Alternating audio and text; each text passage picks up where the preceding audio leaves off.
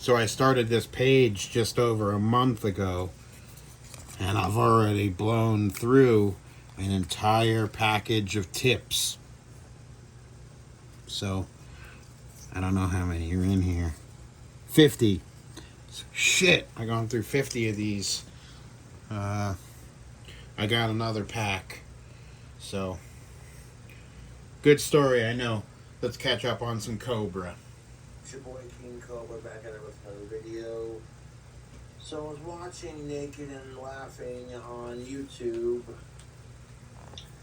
and she got a little drunk on stream, and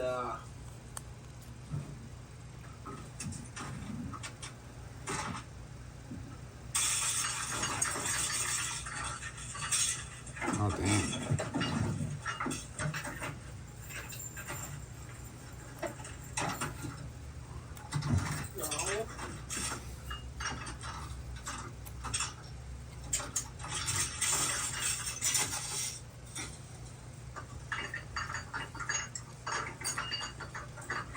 Folk just broke their lamp instead of turning it off.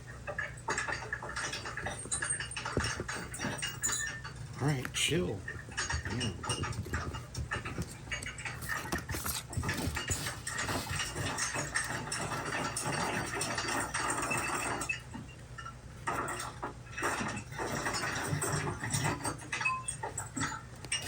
Yeah, man, these two definitely need to get together.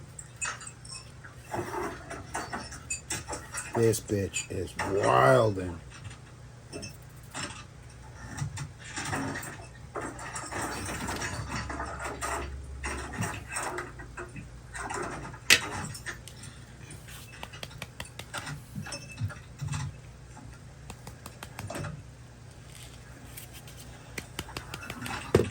it got to the point where the screen for her YouTube was not showing anything, and she wasn't appearing back on camera. So I called because I was concerned and because I care.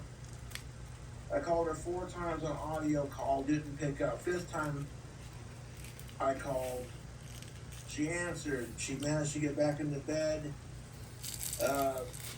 and she was definitely drunk and didn't get to sleep it off. Yikes. She couldn't see me too well. She had drunk vision.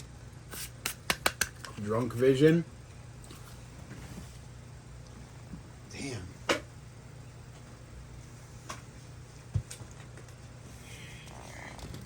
She's getting sick and tired of my fucking YouTube trolls fucking with her too. That ain't bad.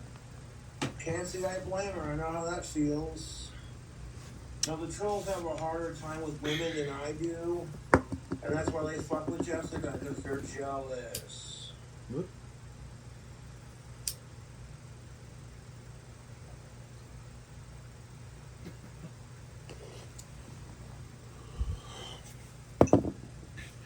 Just gonna open my door real quick. I hope that doesn't blow up. That was him, not me. But I did manage to get a hold of Jessica, like I said, and check up on her. She's doing alright. She just feels like shit and she's sleeping off. If I didn't care, I wouldn't have bothered calling.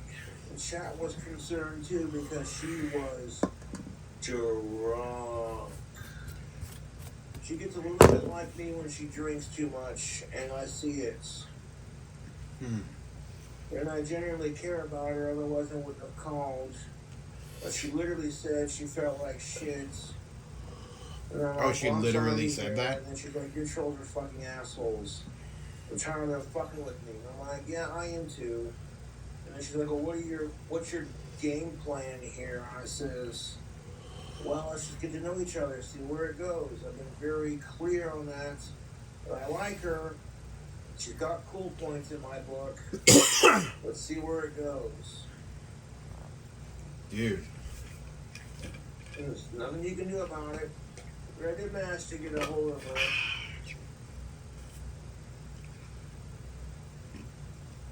They keep zooming in on his toenails. The phone, when she answered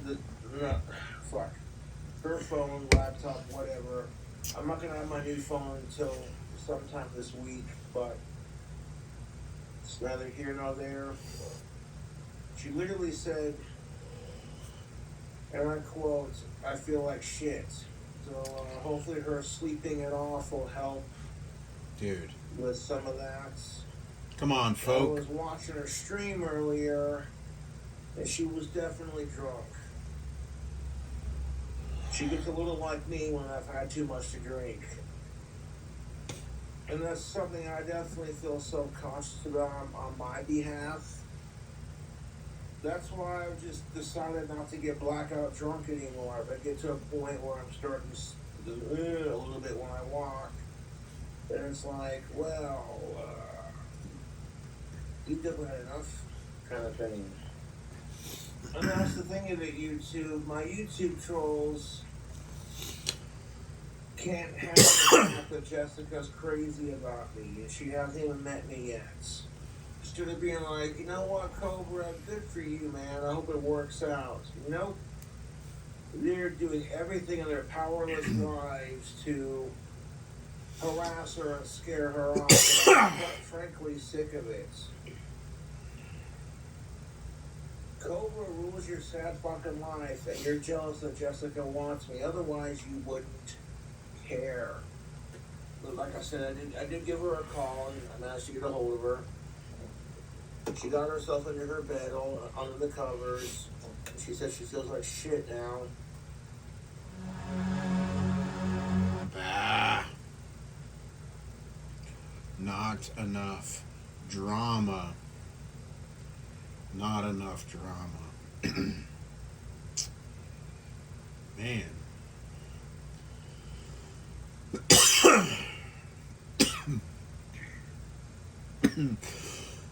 Oh, hell yeah. New gas station encounters.